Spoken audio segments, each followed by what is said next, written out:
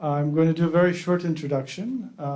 Today we have a very special guest, Daniel Ingram, who's visiting us here. And rather than giving a talk, we decided let's put him in conversation with our own David Germano, who's the executive director of Contemplative Sciences Center. Daniel Ingram's work is incredible if you're interested in Buddhism and Buddhism practice. He's really pushing the envelope of the discussions around practices called Kasina practices, which are elemental practices, which we'll hear about, I'm sure, in our discussion today. And there's been much discussion historically about what it is to meditate or really contemplate and focus with deep intention on the elements, whether it be fire or wind or earth and so forth.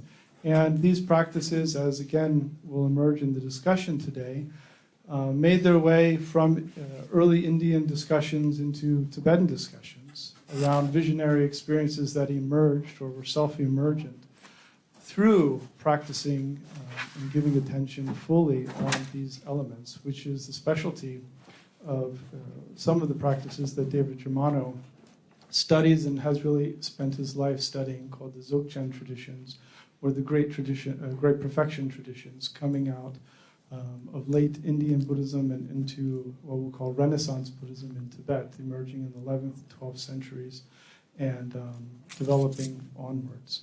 So without further ado, I'd like to just welcome us into this conversation and this kind of dialogical space and see what might emerge from Daniel Ingram's lived experience of these kinds of emergent phenomena and from his experience, as well as David Germano's depth of knowledge and really thinking through these practices from the Tibetan perspective.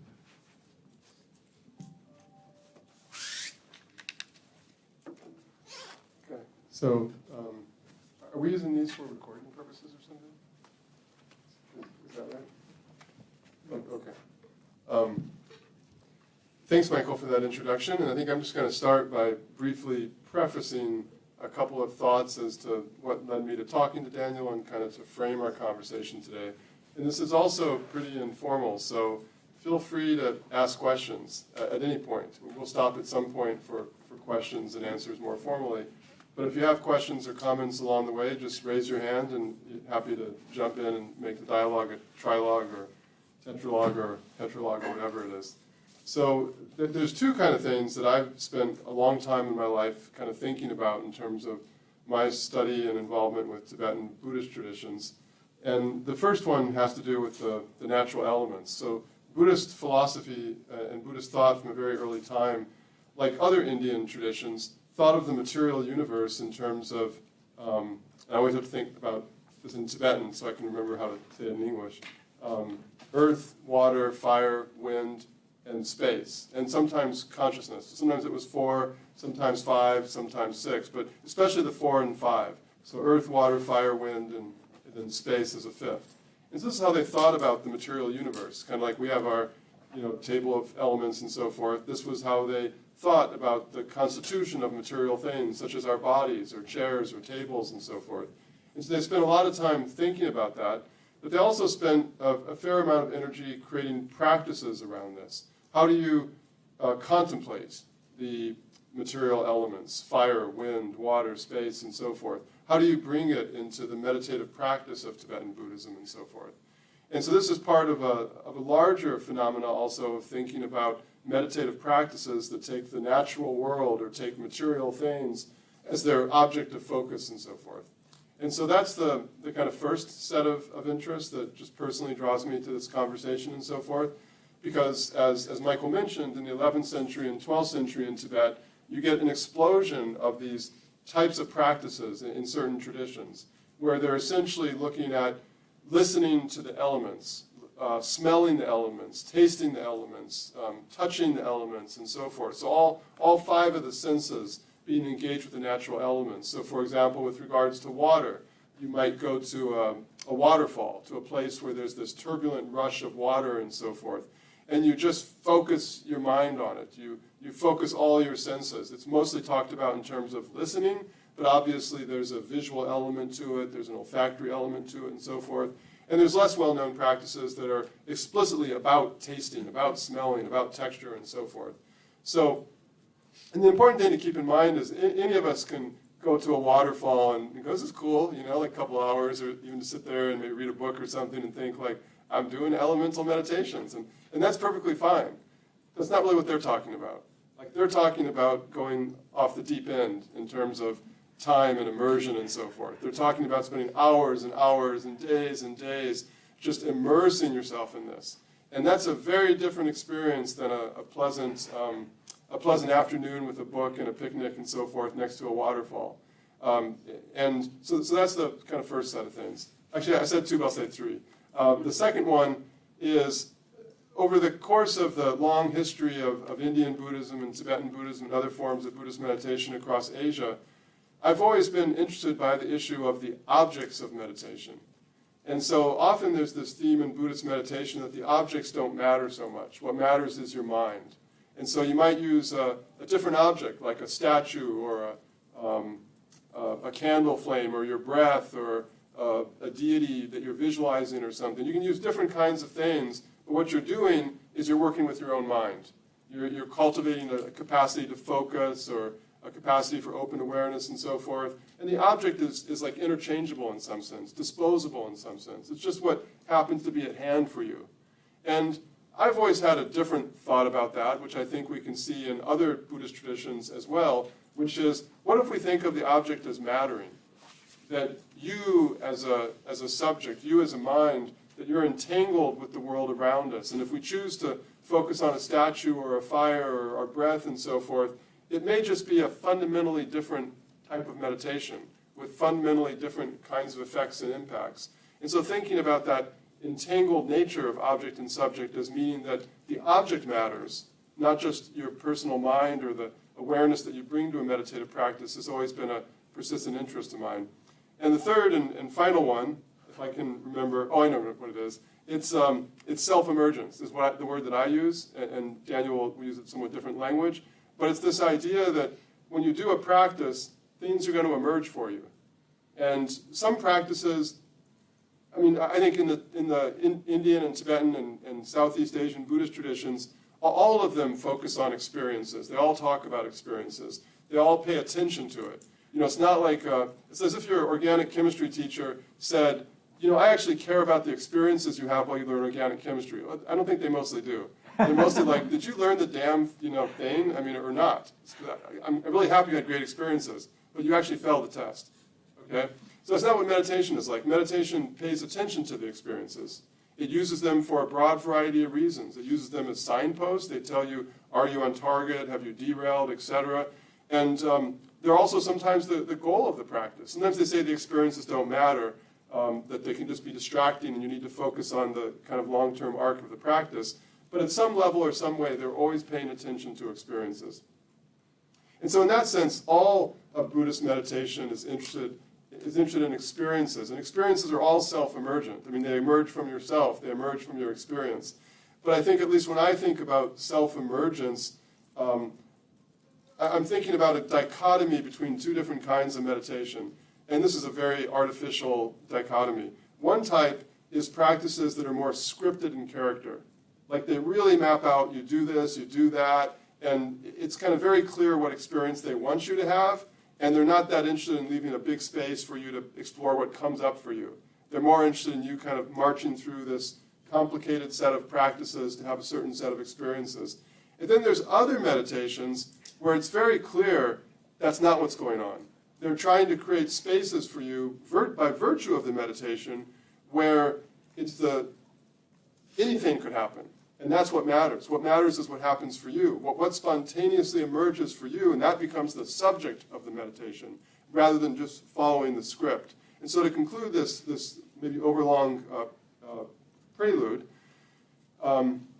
in the Tibetan Buddhist traditions that I study, 11th and 12th century onwards, when you do these deep, immersive meditations on the natural elements, like water or fire or wind or space and so forth, then what happens is you have some really strange experiences. I mean, because it's not like 2 hours in a picnic. It's like many hours and many days, And after a while, your head starts to spin. You start to have all sorts of experiences that happen: visual, auditory, emotional, physiological, and so forth.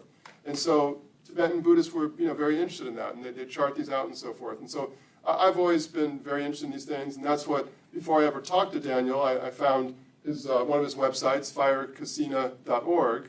And casina is a word from the Pali language of Indian Buddhism and Southeast Asian Buddhism, and Daniel can explain that in greater detail. And I was interested by this because it talked about what he was doing, but it also had a lot of diaries of his students and the kind of experiences they would have doing very simple things, like just staring at a candle flame for 6 weeks, not 6 weeks, 6 days. The longest we've done is a month so far, our group anyway. Yeah, a month there. Yeah. And seeing what happens when you just sit with a candle flame for a month. And this is hardly limited to Indian Buddhist or Southeast Asian Buddhist practices. You see these kind of traditions in many contemplative traditions around the world. So that was kind of the interest that I bring to this conversation. So maybe I'll start the dialogue then by asking you, Daniel, just to tell us a little bit about how you ended up becoming interested in this whole idea of elemental meditations, like what your pathway was to that place. Sure, yeah, thank you. And thank you for that great introduction. And thank you all for being here, for your interest in these things. I'm really grateful to everybody who helped organize this. So yeah, this is really exciting for me. This is one of my favorite things in the entire universe. I think they've got me lavaliered, I hope so, yeah. So this is one of my favorite things ever to do. And weirdly enough, my idea of a vacation is a fire casino retreat. I could do whatever I want. And, the only 3-week block of time I've sort of mostly taken off in the last 2.5 years is I've been working on my charity and my research group that's going to help people better the mainstream medical clinical world to hopefully better relate to the deep end of practice, the Emergent Phenomenology Research Consortium. The only real break I've taken is to do a fire casino retreat. So, So how did I get into this? So I started having weird energetic experiences when I was a kid. And then about 10 years later, I started going on intensive Buddhist meditation retreats, very traditional Vipassana, notice the breath, your mind wanders, bring it back to this present moment, 6 sense doors, 3 characteristics, pretty straightforward stuff. And I was going to places like Insight Meditation Society in Barre, Massachusetts, and some Thai monasteries in India and stuff, and doing some Mahasi Sayadaw noting. And then I started hanging out with Bhante Gunaratana, who's a Sri Lankan guy who teaches a lot of shamatha and did his PhD in the jhanas, which are these deep states of progressively blissful and then peaceful and eventually formless states that are described in the old texts and that people can get into today. And he started talking about the 40 objects of meditation, and he was talking about casinas. And I was like, casinas? And I said, well, I've also seen that in these other books I was looking at. So you see them listed in the original Pali text, and they're probably pre-Buddhist. They were probably doing this long before the Buddhas. I don't think it originated with them. My guess, anyway. I'm not a super deep scholar of these things. And then they talked about them some in the Pali Canon and a little more in the Abhidhamma, and then they really start talking about them a lot in the commentaries. And the commentaries in particular are the ones I was drawing from were the Vimudimagga, which is the path of freedom, and then this, which is, I think, around 1st century AD, and then, so it's like, 500-600 years after the Buddha. And then the next one is the Visuddhimagga, or the path of purification, which is about 400-ish years later, 5th century AD somewhere. Anyway, I'll probably got my dates slightly wrong. My brain's funny with numbers. But the basic idea is, I noticed they went on and on and on about the casinas. And they made all these wild claims about them, and they were talking about them giving powers and flying and divine ear and divine eye and manifesting all these things. And the casinas, it's basically you're using an external object as a support for concentration. So you might look at a fire, you might look at a prepared colored disc, you might look at some earth that you've purified and made into sort of a thing you would stare at, or just stare out at the sky, or you might make a screen or something and have a hole in it and look at the space that's in the screen and just look at it.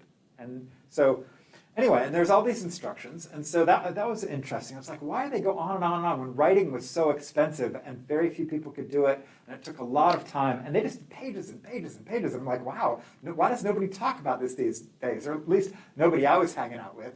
So anyway, so I was like, well, that is really interesting to me. And then I ran into a guy I'll call Honey Bunny. And Honey Bunny was a thelemic Western magical practitioner in the tradition of Aleister Crowley and the Golden Dawn and that kind of stuff, who also, they talk a lot about elemental stuff, because elemental stuff came to them not only through, Crowley was influenced by the Theosophical Society and Blavatsky, who took all this Asian stuff and this Western stuff and this Kabbalistic stuff and this alchemist stuff, and they tried to put it all together into one great thing. And they sort of interestingly did in some kind of very colorful, moderately confused, somewhat idealistic, but in other ways absolutely amazing kind of way. And so the Western contemporary magical traditions were also talked a lot about elemental practice, and he said he had done a lot of elemental practice.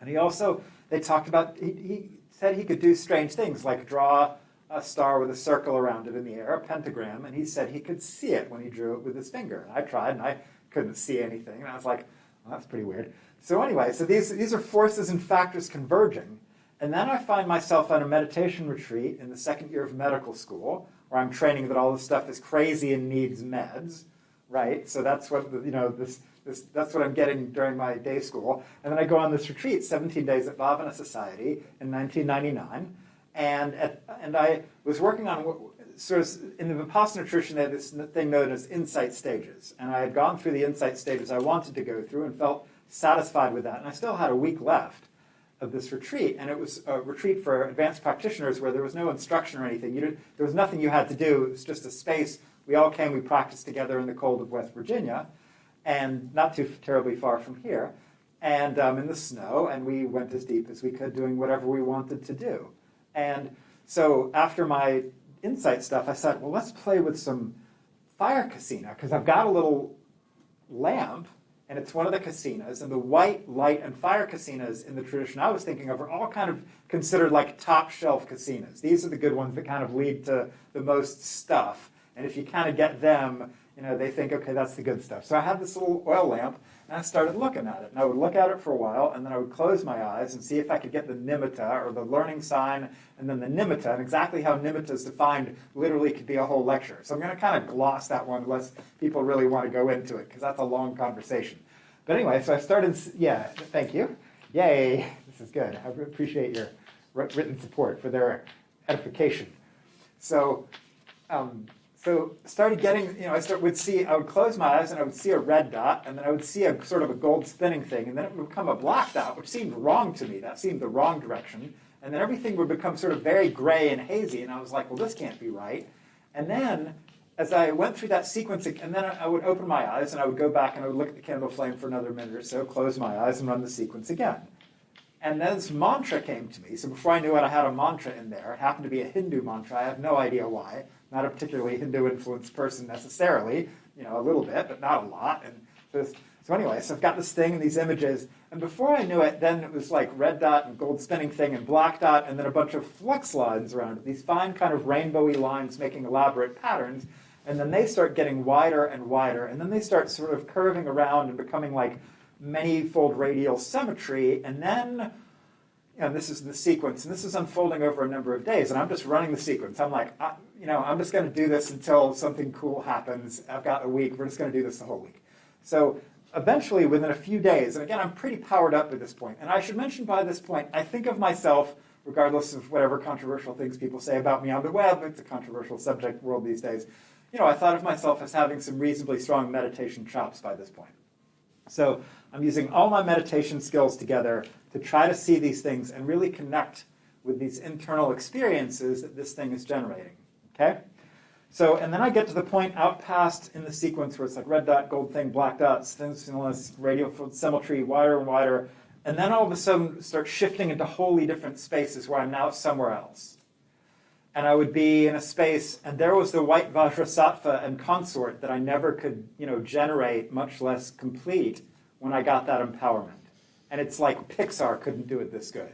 And it's living, and it's like conscious, and it's three-dimensional, and I'm in this space where this thing is, and I'm like, oh my God, or oh my Buddha. Anyway, sorry, wrong religion. Anyway, and I'm looking at this thing going, you've got to be kidding me, right? Because I'd read these old Tibetan texts, and I was like, these elaborate visualizations, and you get it luminous and transparent and three-dimensional and living with all these details. And I was like, how the hell are people doing that? Really? Because I had tried visualizing and I sucked at it. Right? I was no good. But all of a sudden, through the power of this thing, I'm finding myself in these spaces where now I can just pre-program this, and when I go through the sequence and out past the sort of symmetrical flux line thing, and then the space shows up, there will be whatever I want it to be.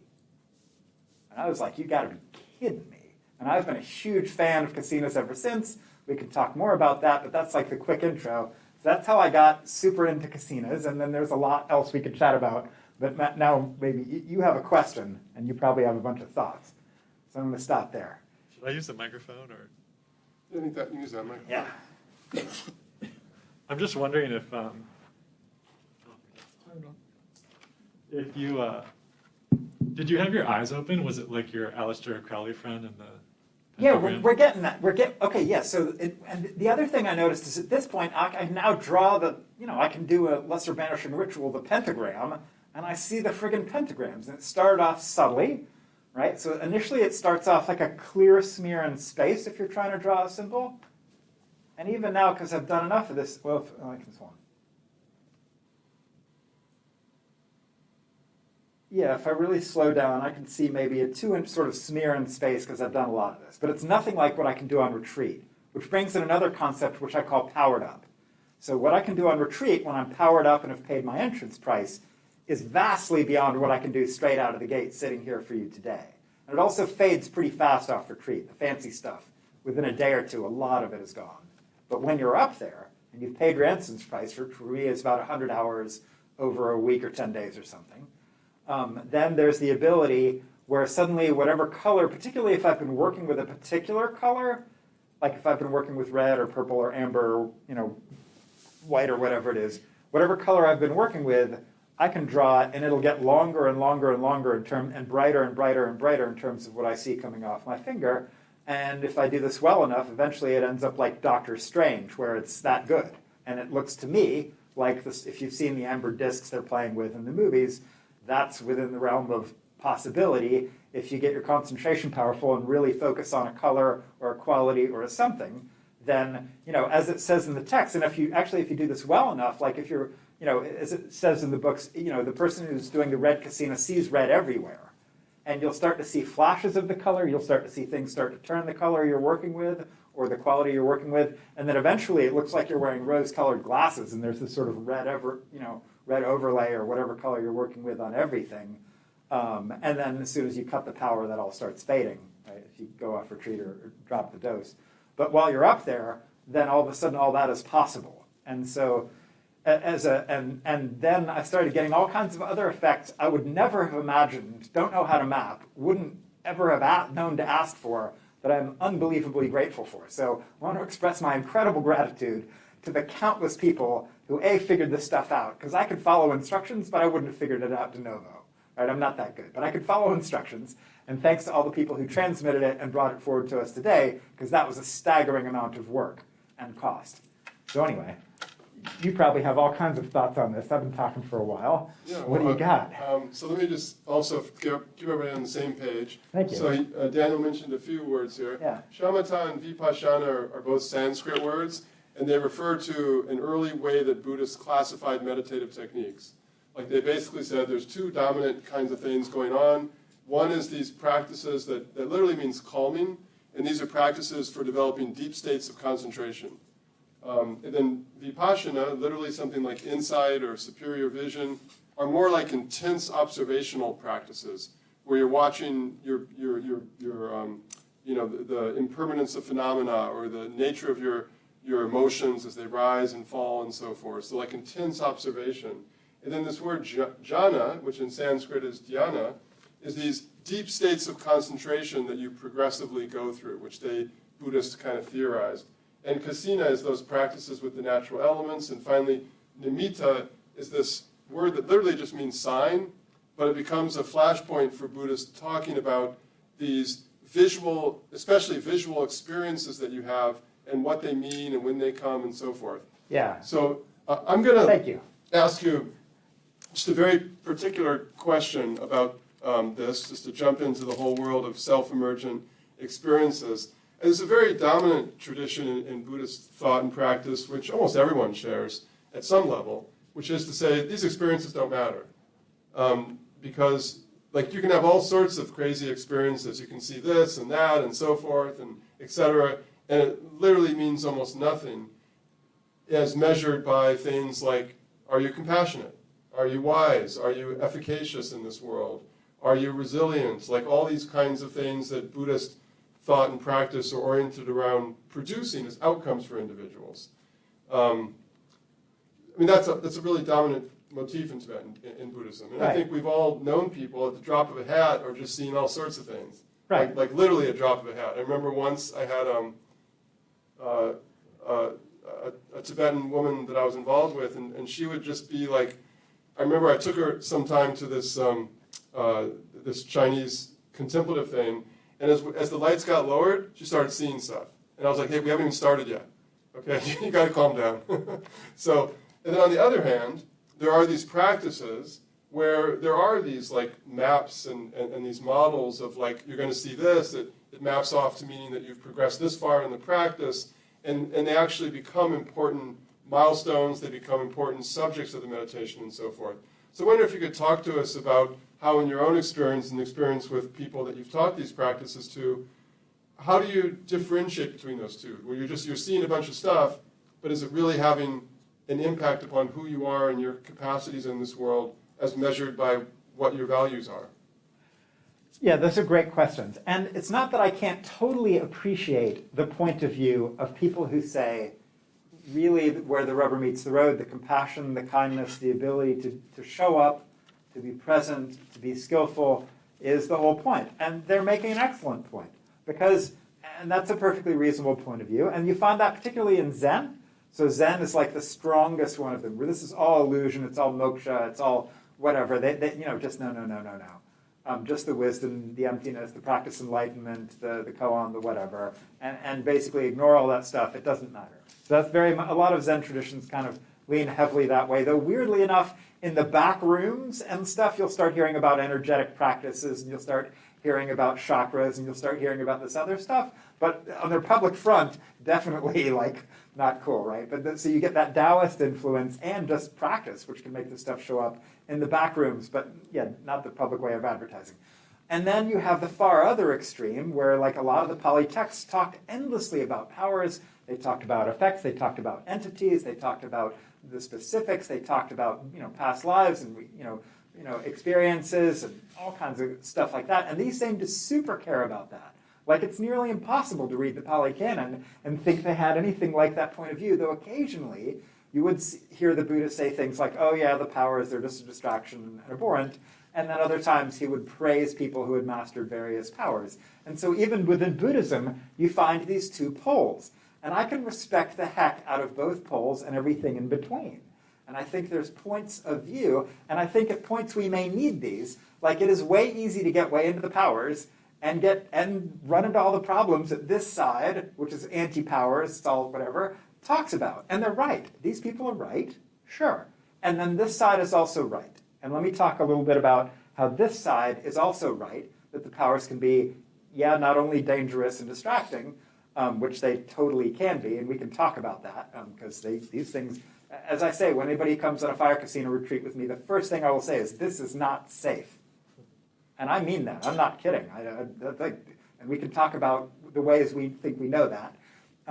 But on the other hand, they can be unbelievably healing, transformative. And the weird thing about this sort of sense of division of Shamatha and Vipassana, or Samatha and Vipassana, as we'd say it in Pali, is that they're actually not clean divisions. And so I know people who did these elemental casina practices, and all they got was insight. They got no powers, they almost got no jhanas, but they got what we think of as paths, which are these attainments of levels of awakening, and then some people get powers and jhanas and energetics and archetypal stuff and all that. So anyway, I'm going to talk about this one experience, and this is pretty dramatic. So again, a lot of fire casinos just looking at what we call pixel rain, or the static, of the back of your eyelids, and it's kind of, uncongealed garbage.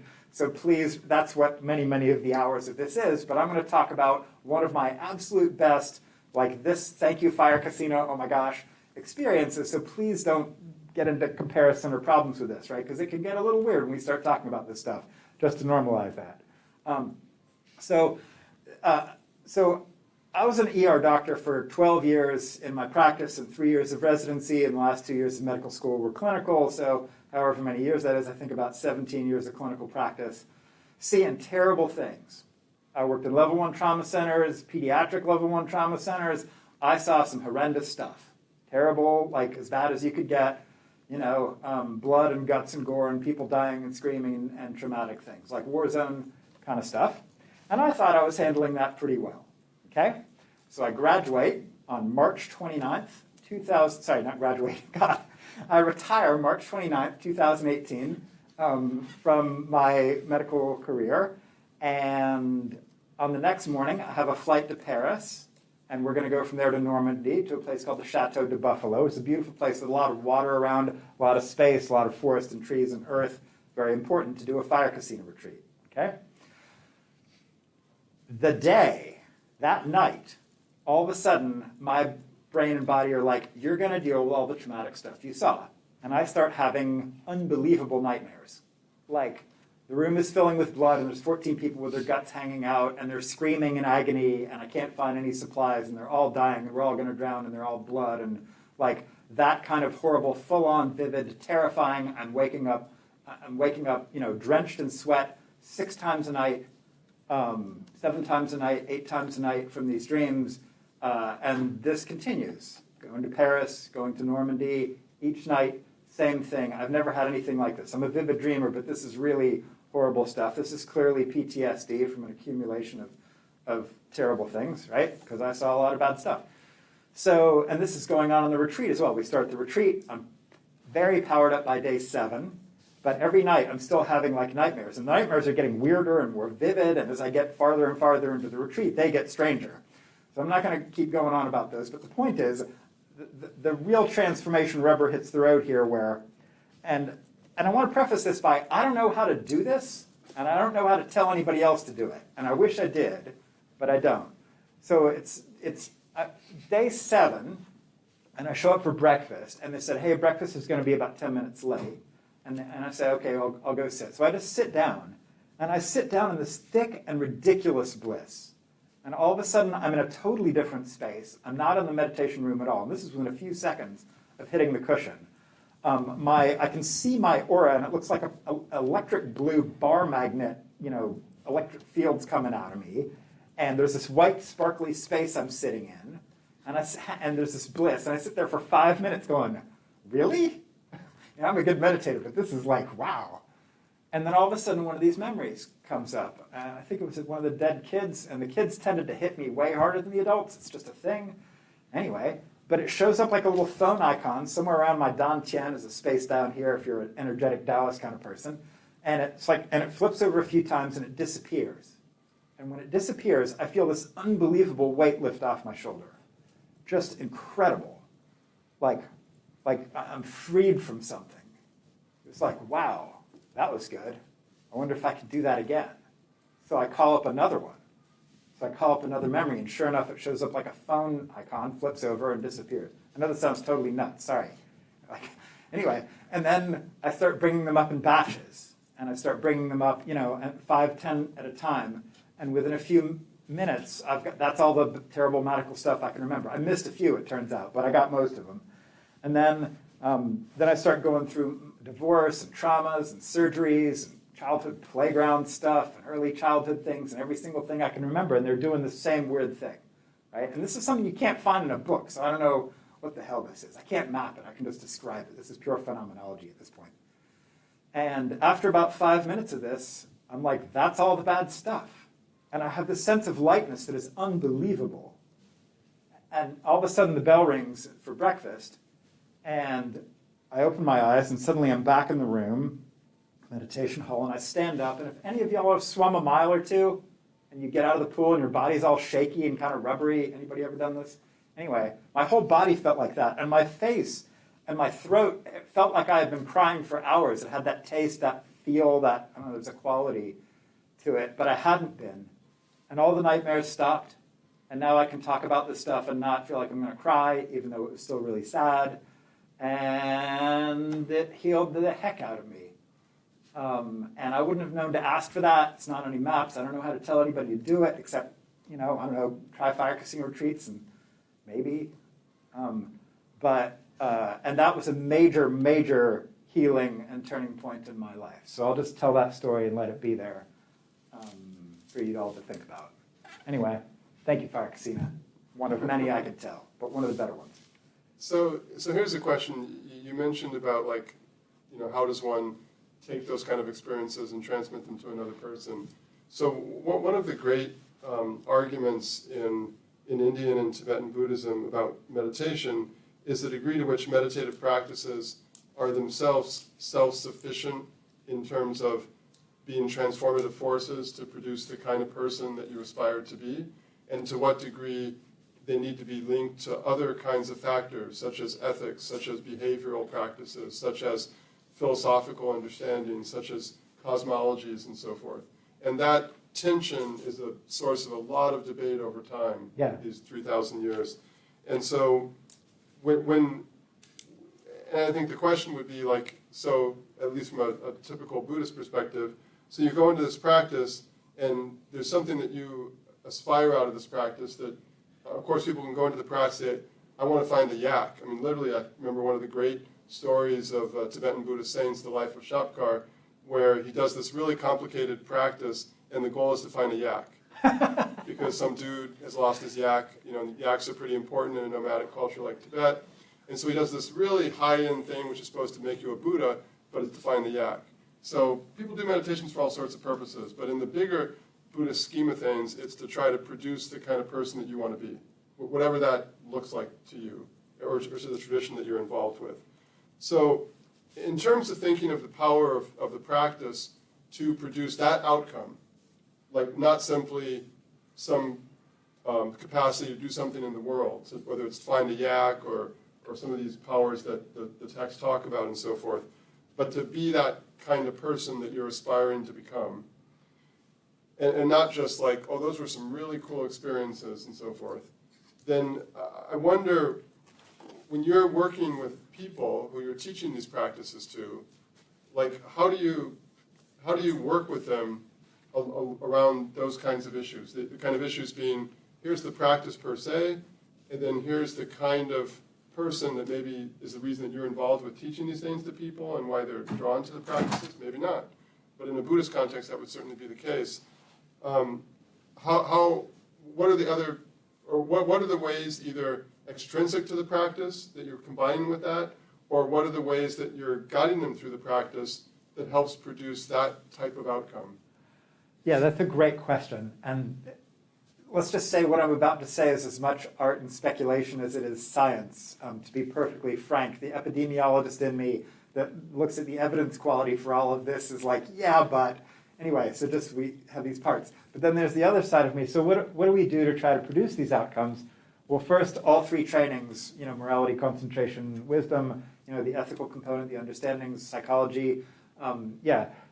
Also very careful selection of who I do this with, right? I this is not safe stuff. Again, this is deep end stuff. It can do super weird things, even in theoretically super sane, balanced together people. As you're rewriting the code this dramatically while the operating system is running, it can go very, very strangely in the short to medium term and occasionally the very long term. So particularly at this high-end level of intensity. So we try to choose good people for this. We try to make sure that they can handle themselves, that the kind of people that not only can handle themselves, but even while they might be going through challenges, might have reserve capacity to handle others. So I tend to look for people who have a well-developed set of skills, ethics, a background that demonstrates that they are a proper person to do something this, it's like, who would you want to climb Mount Everest with? People who had, really good lung capacity and strong muscles and endurance, but also a lot of psychological balance, right? That's the kind of question, not that this is necessarily that, all of you could do this and probably get some interesting, I don't know how many bad things would happen. We got about 20-ish something people here, about 3 is my current guess. About 3 bad things would happen if all of you did this.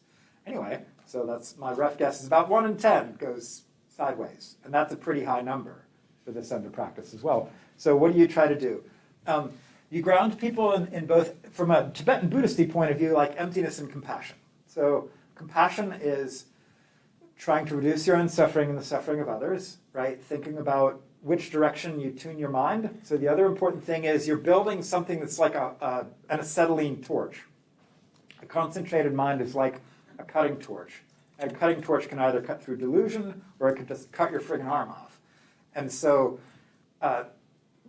you have to have a tremendous amount of both appreciation of compassion of how you tune this to things that reduce suffering rather than increase suffering.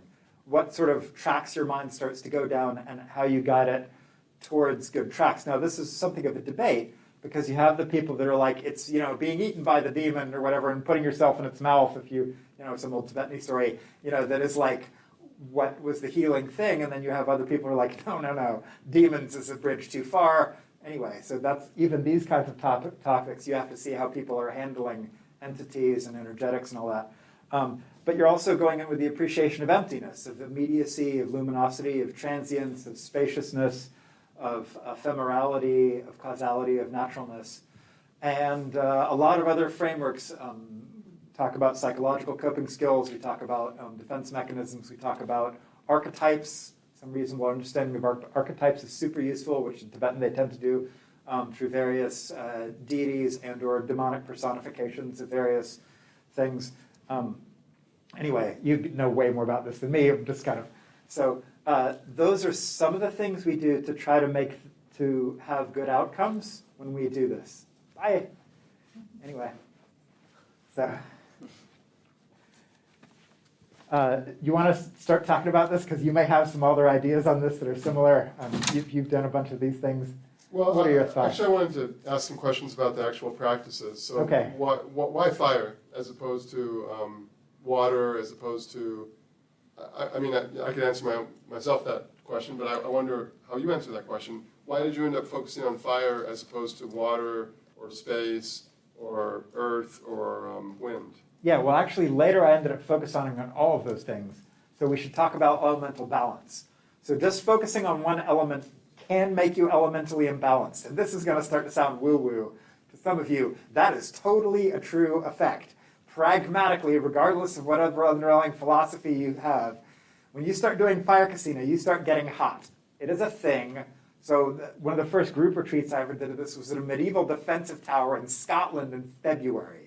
It's got huge stone cold walls and a few paltry little electric heaters and one teeny little wood stove to try to heat this massive cold sink, that is like, and it's damp and it's dark and it's dreary and it's snowing and there's rains and whatever. And I showed up and I was so cold the first few days. By day 8, I'm walking around in bare feet, in a t-shirt, and my sweatpants are too much and I wish I had shorts. And then by day 9, I'm going down to the creek, and which is probably a degree above freezing, and grabbing stones and holding stones like a big stone in the creek with my hands and feet in the water, trying to cool down, right? Because these are early days of experimenting with this stuff. I don't know about early elemental balance. I don't have nice teachers who can tell me these things. We're just kind of winging it. It would be great if I had had masters and the kind of people you likely trained with to help me out, but we didn't have those things. So I started to realize, wait a second, if I hold a stone in a freezing creek, then I don't feel like I'm going to burn up. And so then we began realizing that elemental balance and paying attention, to different kinds of things, such as air and the expansiveness of air and space is super useful, and wind, as well as water, particularly if you can get moving water, I think moving water is cool. Anyway, and then earth and grounding is actually super helpful, and each of those have their own qualities very distinctly and do different things. Weirdly enough, but it's just true, as David keeps pointing out. And so we've actually realized that the setting you actually choose should have all of these in some good way. It's nice if it has a good view. It's nice if it has water right there, and it's very nice if it has good forest or good rocks or something. Luckily, everywhere you have has ground, so that's not a hard one to find. But actually, these are super important things. I'm just gonna. You want to riff on that at all? Well, I'll ask you a particular question, which is, in the Tibetan tradition, the one that's most unclear is actually earth. Because when you think about it, and I say, hey, go listen to the sounds of wind. Well, I mean, how hard is that? Go to a windy place. Go listen to the sounds of water. Go to a waterfall. Go listen to the sounds of fire. Go sit in front of a fire. And I say, go listen to the sounds of earth. What are you going to do? Well, it's actually not so clear in the text what you're going to do, whereas the others are really clear. Yeah. And I could tell you what some of the texts talk about, but It'd be interesting, actually. well, some of them talk about like making a ball of clay and then slapping the clay back and forth between your hands, Oh, I and then like listening to the sound. But of interest is recently, right next door, we're currently building a building here at UVA called the Contemplative Commons, and it's right next door here, that construction site. And one of the rooms in the building is actually dedicated to water. Nice. And what it is it basically, the Del Pond over there, we're putting a variety of sensors into the Del Pond, and then we're making like three-dimensional images of the interior of the pond, like seaweed and fish and so forth. And then the room has laser-etched glass blocks for walls that replicate those three-dimensional images in the laser-etched glass blocks. And then the data from the pond gets fed into the room and gets converted into a series of musical compositions and lightscapes in conjunction with the changing nature of what's happening in the pond, the movement of fish, the water level, etc. Now, that same is an artist from the UK named Wolfgang Buttress. That same artist suggested another one, which I've not raised the money for. It's a meditation upon earth. And what he proposed doing was putting sensors into the trees back there, and then the sensors would monitor the movement of sugar and water and so forth within the trees, and then that would be fed back in real time into these two towers that we have in the building that open up to the sky, and you would basically put your head against the wall of that tower, and a series of vibrations and sounds would come out based upon what was happening in that tree at that very moment. Nice. So that was his idea of meditating upon earth. I like it. Hardly obvious, right? I mean, so I'm just curious about how one meditates upon earth. Well, I'm actually going to shift slightly and talk about the internal intermediates. Because one of the things you start to notice if you do, so it is both true that the casinas are unique, and also true that if you do one casina well enough, you may get all of the casinas. So, so both are true in that weird kind of annoying way. So through doing fire casina, actually all of a sudden I was doing fire casina one day, and all of a sudden I started seeing all these bubbles, like clear bluish aqua bubbles, and I started seeing flowing streams, and before I knew it, it seemed like I was like, if my head was kind of in like a stream that was flowing around some turbulent rocks, and that was what I was seeing and feeling and hearing, like suddenly as if I was in water. And even though I had started with the fire practice, watery things showed up. And my first experience of what I'll call realms, other than that happened on that first retreat, but like in terms of a fully formed thing where you see them in a space that actually seems like someplace things could actually live, was actually all of a sudden I found myself underwater with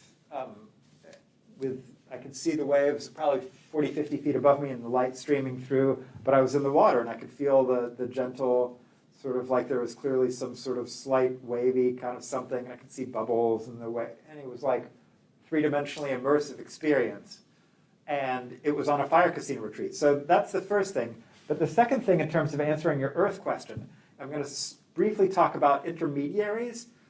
So initially, so you start with the solid external thing, the water, the earth, or the fire. And then you close your eyes and you get a whole bunch of colors and stuff. And then you sort of get static, and that's what we call the murk. There's this weird phase where like, what am I seeing? It's kind of garbage. And then if you can get out past that, which for me is 3 to 5 days of work generally, so don't be thrown by this and think, oh, this doesn't work. You've got to get out past the murk phase, which is like a challenge phase or anyway.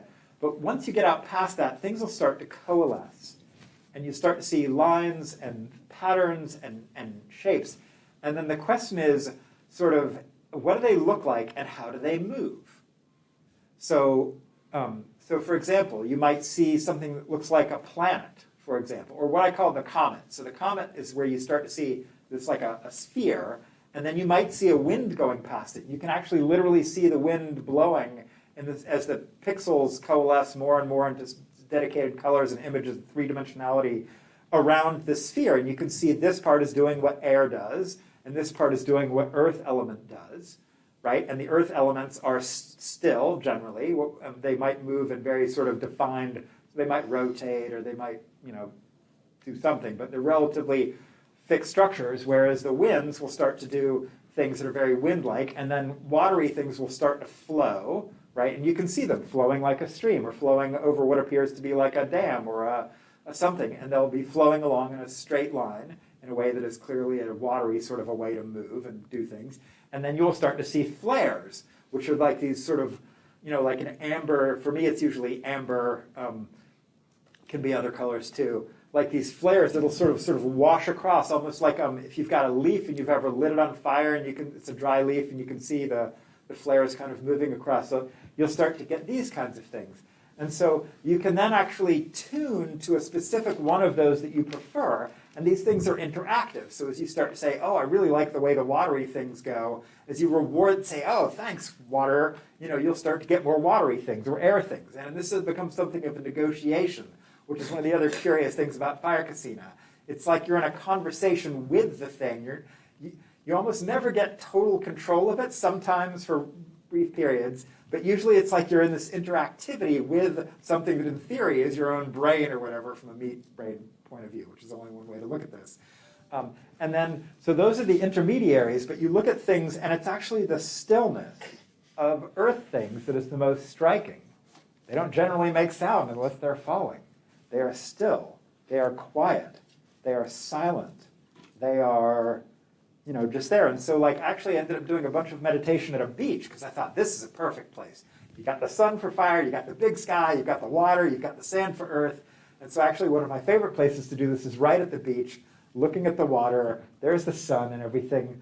But the earth element of the wind is blowing, so you get the wind and everything, but the sand is generally still, unless the wind blows it, and then you can hear the sand doing whatever it does. Anyway, did that sort of semi-get at the question? Sure, yeah. I don't know, what are your thoughts? Well, I'll give you another, and we're going to bring this to an end and open up for questions in a few minutes. Because we're very boorish people in that way, we could just keep talking and talking and talking. That is true. Not to speak for yourself. Well, actually, I am that way. I admit it freely. Sorry. Anyway. But another project we have at UVA, which I've not been involved with up until now, but I'm not trying not to be involved with, is a product of the Environmental Science Department and the Music Department and Religious Studies, and it's called the Conservatory. And this goes back to your issue about, is Earth really quiet? It seems to be quiet. Until it moves. But, or maybe even, maybe that quiet is our perspective. And so the Chesapeake Bay is nearby UVA, and we have a long-standing relationship with the Chesapeake Bay through the National Science Foundation funding, and UVA scientists are constantly there doing these decades-long projects there. And so the project involved a composer from our music department, Matthew Bertner, taking equipment and to the Bay Area, and he inserted these high-fidelity microphones into oysters in the Bay. And then he used these really high-end headphones for the scientist. So he was basically in real time putting the scientist into the sonic environment of oysters. Now, you look at oysters and you think, those are quiet little dudes. I mean, they don't move, they just sit there and so forth. It turns out they are very noisy. So when you take their interior and you render it in this, how sound is so immersive. When you're really immersed in it, it has a very striking experience. It was a phenomenal experience to impact these scientists who'd spent years studying these oysters, and suddenly they were transferred into the sonic experience of those oysters. And it was revelatory for them. Nice. So our idea is to take that, and in the Contemplative Commons, we're trying to create an immersive sound studio where we can we have speakers distributed throughout the walls and the ceilings so that we can choreograph these kinds of immersive experiences, whether of data sets or nature or musical compositions and so forth. And that goes back to what I said about the way that artist thought of the sound of earth as the sound of those trees, which also look very still and majestic. But they make a lot of sound. They make a lot of sound. Yeah. Like water's rushing up, they're responding to insect invasions, and so forth. They creak and they groan, and they also, and you can hear bamboo growing, actually. Yeah. So then I just thought, I wonder, like, I've been thinking about this, is Earth really quiet, or is the way to meditate upon Earth to go beyond that apparent quietness and hear another layer of sounds? Nice. Yeah. Both sound delightful. Yeah. Yeah, I mean, solid things, you can hear a solid thing is going to, making a sound is going to sound different from a windy thing or a watery thing making a sound. Like, obviously, the click of the microphone when you just hit that switch, it was clearly an earthy thing making that sound. Water wouldn't have made that, air wouldn't have made that, fire wouldn't have made that. That's an earth click, right? Of course, you can identify the elemental quality of the origin of the sound. Right, like that clay, Right, yeah, that's why I said I like that one. Yeah, when you said that's cool. Yeah. Well, maybe at this point, just gives you a taste of what kind of stuff is involved in these practices and traditions, and so we can just open it up for any kinds of questions people might have or comments. Sort of fun. We're using the mic. Actually picks up, they said, in the room, but is that a case? Oh, what's that? It says that the... Oh, the room should pick it up. Okay, great. Yeah, cool. Well, I'll sit up here anyway since I'm here. So one thing on the sound of Earth, which just reminded me, there was a study, I don't know, years ago, and I don't remember the details of the study, but I can find them out, where they found that the Earth has a certain frequency to it, right? Like a very low hertz. You can't hear it with like the normal ear, but we are affected by it on a kind of bodily level. And they found what the hertz was of that, and they put people in a room, and they, like kind of like a bunker, and they fed like, I can't remember what the science of it behind it is, but it's like a way to drown out that frequency level, right? And so that they were no longer experiencing the sound of Earth, and that people were just really thrown off kilter by that. Over the course of a couple weeks, they were just kind of really thrown off. And so we can talk about like the actual, I can find out what the actual study was of that. But that's just to kind of respond to the sound of Earth and what is that and how we're affected by it. And kind of on that a little bit, you've been talking a lot about the fire casina and the casina practice in general, really in kind of visual terms, right? You're looking at the flame, you're seeing these kinds of things, that's really what you're focusing on. And we've touched a little bit on sound and other things, but I just want to hear more about like the other sensory ways that you're both practicing with the elements and that you're experiencing emergent phenomena, and like how important those are, which ones are more important than others, if some are more important for certain elements, both in the kinds of the input and the output of it. Actually, that could be a huge, long thing. And I'm just gonna start with one very simple thing, which is easy to wrap your head around and straightforward and practical.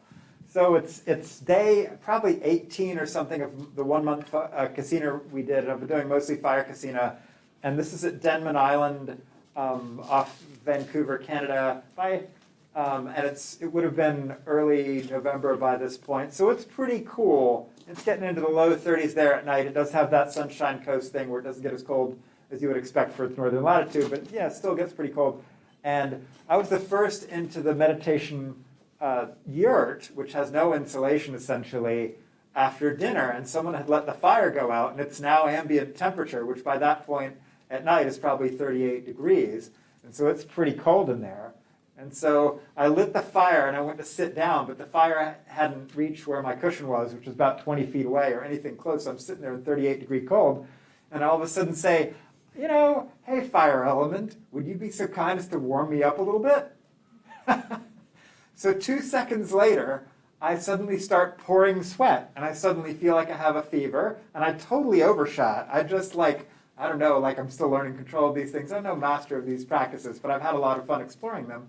But all of a sudden, I'm just totally burning up. I'm taking off my jacket as fast as I can and going, wait a second, okay, yeah, calm down, back down. But I did, suddenly, the 38-degree room I was in, this is one of these practical things, right? David talks about, needing heat in these cold places, and it turns out you can do that with these sorts of practices. And then there's all kinds of, that's like the sort of I'll call the light tip of the non-weird iceberg, right? Or I guess Fireberg or something. Anyway, it's the wrong element here. But then you can do much weirder things, like energetic stuff that other people can feel, or wow, where to even begin? And then there's a stage way out past it called malleable and wieldy, where like if you get your concentration strong enough, you can kind of do anything, which sounds absurd, but you can make your experience pretty much any way you want it to be. See, hear, feel, taste, touch, anything. That's a strange space to be in. I've only been up that high 3 times, and not for terribly long. But when you're there, like the whole thing, all of this seemingly now constructed reality becomes up for grabs in terms of your own experience. What anybody else would think of your experience is probably complicated. Another strange thing in terms of, well, that's another visual one, never mind. But anyway, so that's another huge topic I could go on and on about. Do you want to chime in on this some here, like experiences or answers? Or I talk to him all the time. Okay, cool, never mind. All right, good. Yeah, thanks. Yeah, just as one little obvious, Yeah. useful thing. And you notice that more in the experiencing of them rather than the practicing of it. Like, is the practice still really this visual base of looking at the fire and I want to draw up, like this kind of conversation you're saying you're having, I want to draw up more of a, let's say, tactile, like a bodily response, feeling heat. But is the input of that, the practice that you're doing, still a visually sensory oriented one, or does it starts visual. So the ones I do tend to start visual, and that's just the tradition I'm coming from, where the casinas all start visual. Yeah, they're visual, okay. But then what they end up is anything. Like, I don't know where they couldn't go. They do weird somatic things, they do energetic things, they do temperature things, they do mood things, they do perceptual things in any sense store. So I've had times where suddenly I could smell incense. I've had weird taste effects that have occurred. I've heard things, sounds, voices, all kinds of stuff. I've been able to feel things. So one of the weirder ones in terms of a tactile thing is one of the things I like to play around a lot with is the limited space casina. And so the limited space casina is basically you take some things that bound space and you stare at the space itself, which is sort of a weird thing to do because your eye wants to, pick some other target. But if you stare right here at this space, all of a sudden it'll start to do stuff. And it'll get colorful, and it'll get splines, and it'll get, whatever color you've been working with generally. But then others start weird stuff. Like, usually if I stare at the space between my hands, I get a purple ball, which eventually becomes sort of a whitish goldeny ball, and then it starts to get these lines coming out from it, like these splines or spikes or spines or whatever. And then they tend to start to rotate in sort of various vortexy kind of ways. And then if that gets strong enough, I can actually feel these things moving through my hands, and it starts to get synesthetic, where it starts to impact other things. I've never gotten to the point where I could hear it, but I've heard all kinds of other stuff. So anyway, but these things start to, the sense door barriers start breaking down, and it goes to farther and farther and more complete places. Yeah. Thoughts? No. I keep wanting to hear more of your stuff on this. Like, we haven't talked as much practice I'm stuff. always All here right. in Charlottesville. So. Okay. All right. Cool. Just to kind of follow up on this, I'm wondering if you have any thoughts on sensory deprivation and these practices. They are so found in sensory experience, but would there be any benefit of doing this just through visualization or just with the mind in a sensory deprivation tank? Well, I have one in my house. So I was given a very unusual gift by a curious philanthropist who didn't need it anymore. They're like, "Hey, you want my float tank?" I'm like, "Yeah." Anyway, so I have a pro-grade float tank in my house, and actually back in March got to lead a psychology student, a PhD student actually, research psychology, who came and did 3 weeks of fire casina, and she totally took to the tank. And she started doing up to 6 hours at a float, where she would be in the tank for 6 hours, and she floated almost every day once she discovered it and realized she really liked it. And So I got to see a lot of that. And I've floated a bunch. It's my tank as well. And on this retreat I just did, so I just did a 3-week fire casino retreat that ended, it's right towards the end of August, I guess the 27th-ish, 28th. And I would float about 2 hours most days. And the funny thing about a sensory deprivation tank is it's kind of a misnomer, right? Because sometimes it's a sensory intensification tank. Sometimes it's a sensory, I don't know what in the world that was, but it's doing something really strange tank. Sometimes I have all kinds of weird kinetic effects and strange feeling like waves of energy are going through my body. Sometimes there's lots of visuals. I see a lot of purple because that's my color. This is what I see when I close my eyes, a lot of things. I've occasionally heard stuff in there when you have earplugs in and it's super sound isolated. So I think float tanks are really cool and a really neat thing to play around with when playing around with these kinds of technologies. So I'm a fan. We also, I must say, we tend to keep the rooms pretty dark when we practice. We actually tend to practice in reclining chairs. So like lazy boys, like as cushy as you could possibly get, like rather than the rigid postures where your knees hurt and your back hurts. Actually, I've done plenty of that and plenty of casina doing that. But I've also realized that there's also definitely a place for getting the body out of the way and having what ends up, since it's a quiet room and you're in a super cushy chair and it's dark and your eyes are closed. And often then we'll sometimes like to get really into the internal rather than the external, put a hood over or a mask or something and get really into it. So we end up playing a lot around with variants of sensory deprivation, which ends up often being, again, sensory intensification or alteration rather than really deprivation. How about you? Have you played around with these things and what are your thoughts? Well, I have just one experience in the tank. Yeah. Very sensory intensive too. You want to? Sorry, I always like other people telling their experiences. You want to talk about it? Well, it wasn't like any kind of interesting, wonderful visions or anything. Just a lot of colors and a lot of sensations, and at the same time very, very relaxing. Kind of feeling like deeply relaxed. Nice. Yeah. No smells really or tastes or anything. Just kind of bodily feelings and. Well, on that context, in Tibetan Buddhism, the primary way that happens is darkness. Yeah. And so I have, with a friend of mine at Stanford the last few years, been working on this project on darkness meditation, where you spend sustained periods of time, meaning days and even weeks, in complete pitch black darkness. And I think the whole idea of sensory deprivation is simply that you're removing external sensory input, not that you're removing sensory experience. Because what happens is endogenously generated sensory experience comes to the fore. And if you're sitting in the darkness for a while, you probably won't be surprised that you start to see a lot of things. Yeah. So. Yeah, if time allows, I have 2 questions, actually. The first one is, when you were having this dialogue about the sounds of Earth, in my mind, I was also thinking about Earth's creatures. I don't know if you would categorize them necessarily as anything else.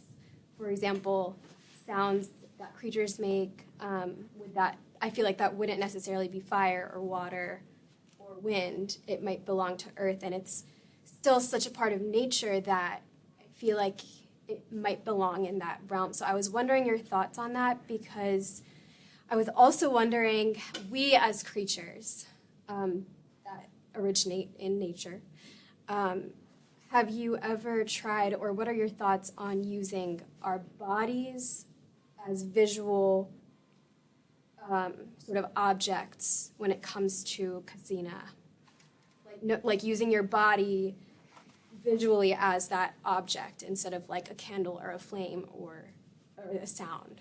Yeah, I've got a lot of different thoughts on that. The first is, at least from a sort of a Buddhist technical analysis, we would contain all the elements. So, obviously we're a lot of water, and we've got fire, and we've got winds, and balances of winds is a big part of how we classify a lot of these experiences. And then, obviously we've got earthy components and stuff, and so I think, but yes, a lot of earth-ish kind of quality to us, obviously.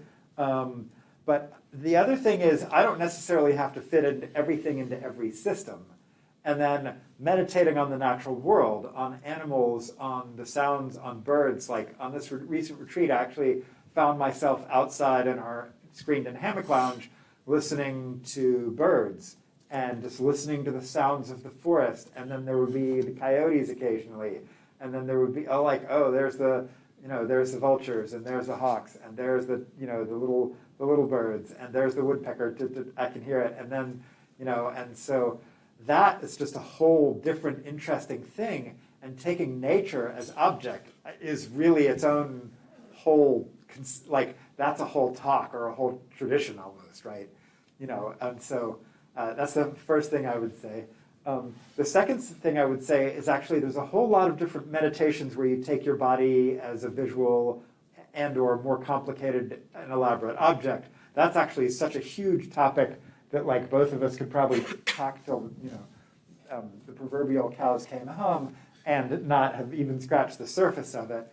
I will just say, actually, from my ceremonial magic / Kabbalistic thing, they actually do something called building the body of light, which they then, where you visualize all of yourself as a light being, and then you can do stuff with that light being. I've also had actually, while doing casina practices and elemental practices, all of a sudden my chakra channels showed up, and so I could see all of my nadis and whatever, kind of like they showed in the old books. It didn't look quite the same, and it was all in red, white, and blue. I don't know if that was patriotic or just, something.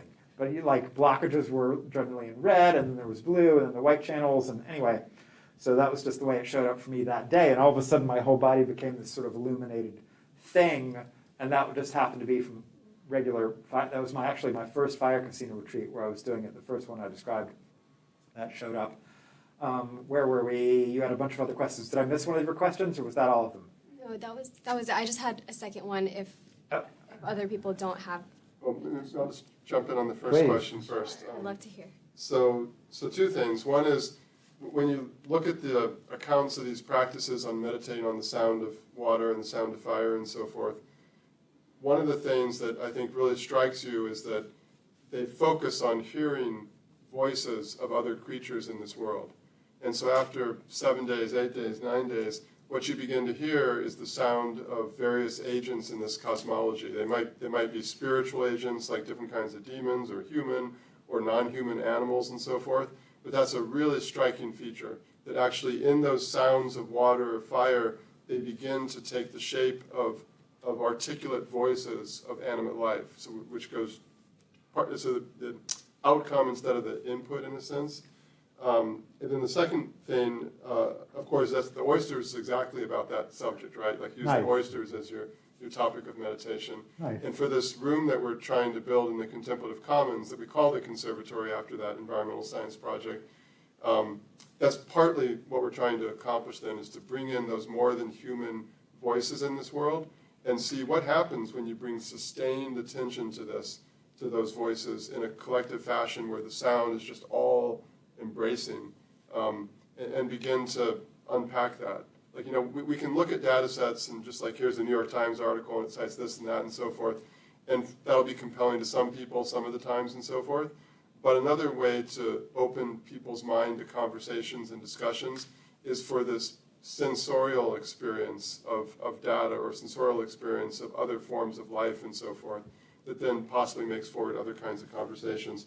And finally, like Daniel was saying, in Tibetan Buddhism, the dominant traditions of meditation are about the body.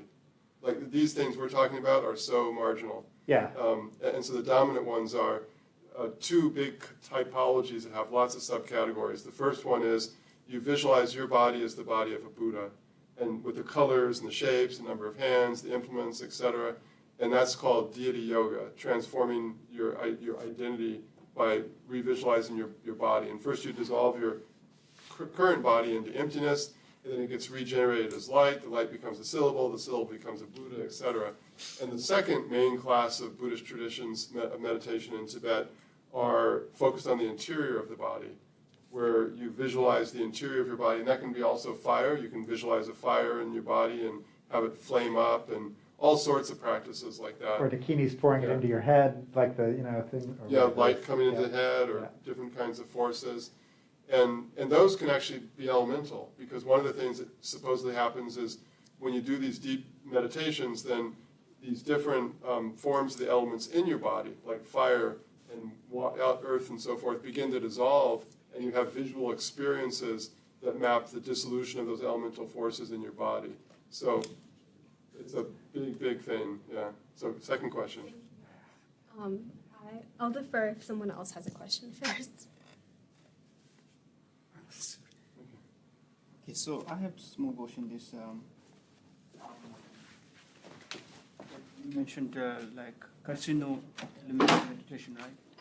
So in Tibet Buddhism, they are like, for example, like skeleton meditation, like all the like if you meditate and then you can see all the slowly you can see all the surround your place will become like kingry. So, but What's the word he's using? Skeleton. Skeleton, yes, thank you. Yeah, thank you. So, my question is, like, for example, in Tibetan Buddhism, we say skeleton meditation, this consciousness, wrong consciousness, which is lokshe. Right?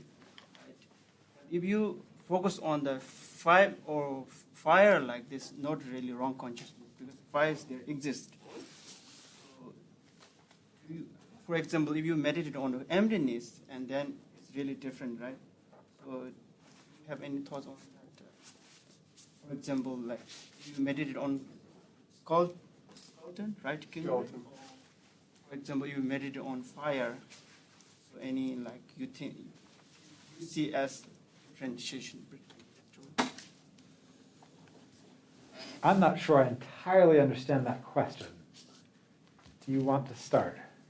Well, I think it's, classic skeleton meditation, which is not Tibetan in particular. Well, actually, we've done a lot of, so in the 40 objects of meditation in Theravada Buddhism, a whole bunch of them are also related to various forms of a corpse, right? A fresh corpse, a bloating corpse, a rotting corpse, skeleton. It would be the farthest, anyway. So there are all of these. Weirdly enough, my 160 hours of dissecting a corpse down to nothing was actually, in some ways, I actually took it as that practice when I was doing it, because I got 160 hours of meditating on a corpse, literally, which most people wouldn't have done. So I actually found that quite profound. In terms of seeing things, weirdly enough, casina practices, it is not that uncommon to see skulls. That's actually not that strange a thing to see. Talking skulls, crystal skulls, metal skulls. I've seen a number of skulls, which are, obviously part of a skeleton. You were talking about the skillfulness versus non-skillfulness of meditating on emptiness versus meditating on those. One of the curious things, totally understand, bye. So one of the curious things, where to go with this, is how to operationalize emptiness. So how do you conceive of emptiness from a meditative point of view? And this is actually one of the more fascinating Kasina topics that I get into a lot, actually. So is emptiness, it's empty of a self because it arises naturally, dependent on causes, not a separate doer or agent, correct? So the fact that a skull might just show up on its own is actually emptiness, because you didn't create that skull. All of a sudden you're seeing a skull. The skull itself knows itself where it is. It itself is luminous intrinsically to itself, and so it is empty of an observer. It's actually just the skull. So the other thing is, even if you were seeing a skull or a skeleton, and the skull itself is ephemeral, it will change, it will disappear, it will alter. So it's empty of a stable self as well. And so the way you conceptualize and operationalize emptiness, as I was saying, one of the weird things about these practices is you think you're doing a shamatha practice or shamatha, but you actually can end up getting insight because you see the true nature of these things as they arise, because the mind gets very, very clear. And you can see they are luminous where they are transient, they are causal, they are natural, they are part of this unfolding thing. Anyway, you can see these different aspects of emptiness. even in these seemingly formed specifics.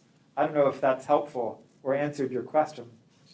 This is obviously one of the most important topics of the whole thing. What have you got? I don't know that I have anything particularly. I think we should probably bring it to a close here. Okay, cool. But if anybody wants to come up and ask other questions of Daniel, I'm sure he'd be happy to answer them. So thanks everybody for coming here on Friday and on short notice, and thanks Daniel for coming here and sharing your experience and reflections with us. Thank you so much. This has been tremendous fun. And I hope you all, if you're interested in practicing these things, I hope you do it well and skillfully. And hopefully have some friends around. Even though I consider myself good at these things and have done them a bunch of times where I had to go on a solo fire casino retreat, I would make sure I had friends I could call. Anyway. Thanks. Yeah.